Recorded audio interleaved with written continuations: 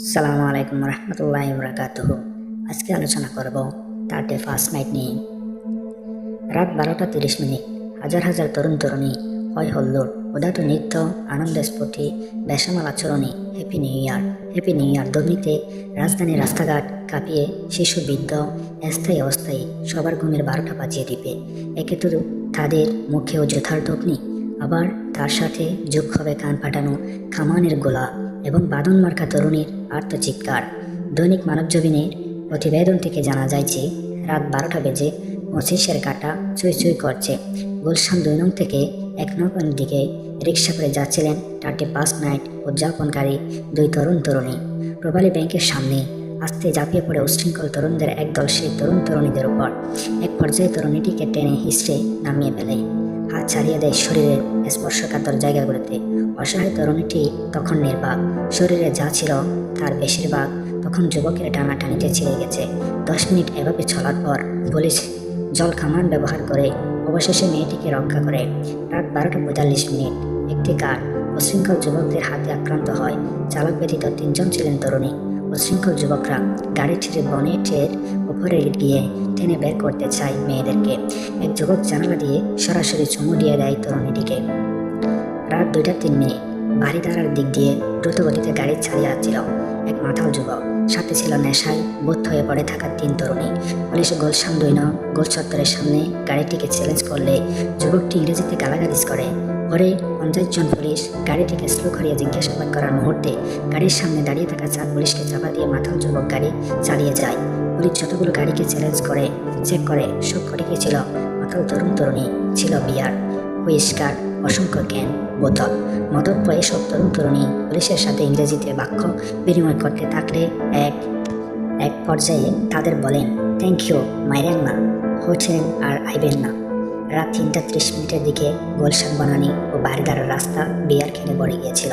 ঢাকা বিশ্ববিদ্যালয়ের দোলালীরা রাত যত বাড়তে থাকে তাদের আনন্দের কল্লোল ততই উপড়ে পড়তে থাকে। রাত 12:01 টিএসসি এলাকার বিক্ষুব্ধ সমুদ্রের মতোই গর্জনশীল। উল্লাসের বন্যায় যেন আর বাদ মানে না।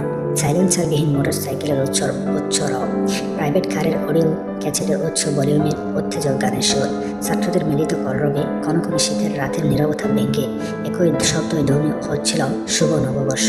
মেয়েরা ও ছেলেদের সাথে ফাইটিং কিজ বিনিময় করতে দেখা গেছে। পলাশী রোড ও রেলগেটের সংযোগ সড়কের পশ্চিম পাশের ইডেন কলেজের মেয়েদের নতুন হল থেকে সারা ছিল ব্যাপক। এছাড়া শ্লীলতার মাত্রা লঙ্ঘন করছে নিমিষেই। এই পাশে পুলিশি পাহারা না থাকায় ছেলেরা প্রশ্রয় পায়, ছেলেদের প্রশ্রয়ে মেয়েরাও হয়ে ওঠে উন্মাতাল। 2001 নববর্ষে শাওন আক্তার বাদনের কত বিক্ষত দেহ পত্রিকার পাতায় খেয়ে না দেখছেন।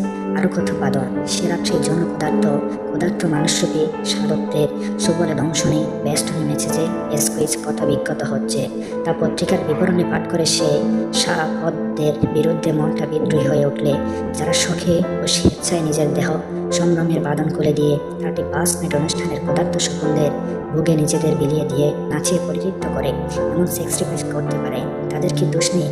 শকুন্তল লাশের উপর ঝাঁপিয়ে পড়বে একই মন উৎসব। ইংরেজি বর্ষের অভ্যন্তনা জানাতে গিয়ে যারা উন্মাতাল হয়ে নগ্ন হয়ে যুবক যুবতীদের রাজপথে উল্লঙ্ঘ নৃত্য করে এত দাপাদাপি মাতামাতি করে, তারা কি আহ্বায়ক, বোকা, মূর্খ, না আঙ্কেল বোধদের ভান্ডার নিয়ে তো তারা চলাফেরা করে? তাহলে কোন যুক্তিতে মুসলমান নামের যুবক যুবতীরা এমন বেসামাল অনুষ্ঠান করে? আহম্বক বোখারা হাসে অন্যকে হাসতে দেখে। তারা কি ইংরেজি মাসের ও 12 মাসের ইতিহাস জানে না, নাকি জানা সত্ত্বেও আত্মবিকৃত চরিত্রের অধিকারী হয়ে পরকীয়া সংস্কৃতির সেবাদাস আর দাসী বনেছে? ইংরেজরা যদি তাদের বর্ষবরণ করতে গিয়ে উন্মাতাল হয় হতে পারে, কারণ তা তাদের কৃষ্টির অন্তর্ভুক্ত, আমাদের কৃষ্টির সংস্কৃতির পরিভুক্ত নয়। আমাদের দেশের আত্মবিকৃত সেবাদাস আর দাসী আহম্বকরা যদি এই সত্যটুকু উপলব্ধি করতে পারত, তাহলে নগ্ন নৃত্য করে মদপ্য হয়ে নিজের দেহ বিলিয়ে দিত না, রাজধানীর বাসিন্দাদের আরামের ঘুমকে হারাম করত না। একটি জাতীয় আর্টিলারি ফোর্স এবং প্রাণশক্তি হচ্ছে যুবক শ্রেণী। তারাই নিজ জাতীয় রাজনৈতিক, সামাজিক, অর্থনৈতিক, সাংস্কৃতিক ও ভৌগোলিক প্রতিরক্ষার দুর্বার ও দুর্জয় যোদ্ধা হিসেবে শত্রুর হামলা থেকে নিজ জাতিকে রক্ষা করতে পারে। কিন্তু পরিতাপের বিষয় যে শক্তি এ অভিব্যক্তি ঘটায়, উচিত ছিল নিজস্ব সভ্যতার সংস্কৃতি বন্দনা ও বরণে বাস্তবায়ন অনুশীলনী। সে উল্লাস উদ্যমও দেখেছি বিজাতীয় সভ্যতা সংস্কৃতির বর্ণনা ও জয়গানে। তাই আসুন ইংরেজি মাস ও বারের সংক্ষিপ্ত ইতিহাস পর্যালোচনা করে দেখি এবং অপরের সংস্কৃতি সেবাদাসে পরিণত হয়ে প্রকৃতপক্ষে দোগুলোই যেন না হারায়। আগামী 31শে ডিসেম্বর দিবাগত রাতে সীসাডালা প্রাচীরের মতো প্রতিরোধের বোঝ সৃষ্টি করে এবং সিংহ বিক্রম হুঙ্কার ছাড়ি যে এই বর্ষবরণে মুসলমানদের আনন্দ করার মতো কিছু নেই। ইয়া আল্লাহ, সবাইকে বোঝার তৌফিক দান করুন। আমিন।